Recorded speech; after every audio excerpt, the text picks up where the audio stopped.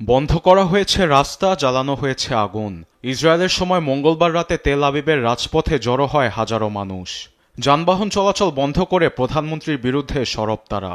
যুদ্ধবিরতি ভঙ্গ করে শত শত ফিলিস্তিনির প্রাণ কেড়ে নেয়ায় নেতানিয়াহুর বিরুদ্ধে ফুঁসে উঠেছে পুরো ইসরায়েল। প্রশ্ন তুলেছে দেশের গণতন্ত্র নিয়ে। ইসরায়েলের উপর দীর্ঘদিন ধরে শাসন কায়েম রেখেছে নেতানিয়াহু। দেশের গণতন্ত্র পুরো ধ্বংস করে দিয়েছে।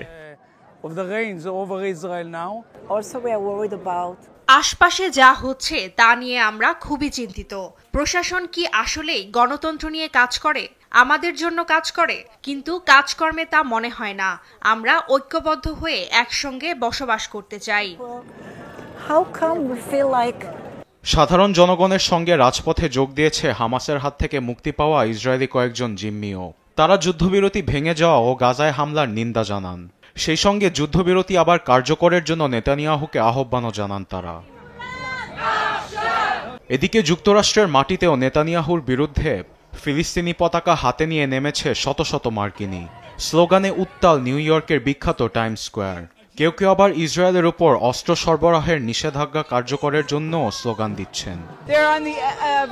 মাত্র কিছুদিন হলো ইসরায়েলিরা যুদ্ধবিরতিতে সম্মত হয়েছে, এর মাঝেই তারা 400 জনের প্রাণ কেড়ে নিল। এত বর্বর কিভাবে হতে পারে তারা?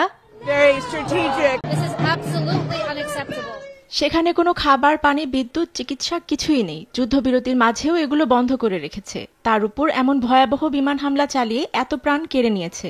আর ট্রাম্প এসবের জন্য দিচ্ছেন সবুজ সংকেত। এটা জাতিগত নিধনের সুস্পষ্ট উদাহরণ। গাজায় হামলা ও যুদ্ধবিরতি লঙ্ঘনের প্রতিবাদে প্যারিসের রাজপথে সরব ফরাসিরা। ইসরায়েলি পণ্য বয়কটের পাশাপাশি নেতানিয়াহুকে খুনি ও দেশটির উপর নিষেধাজ্ঞা দেওয়ার দাবিতে স্লোগান দিচ্ছে শতাধিক মানুষ।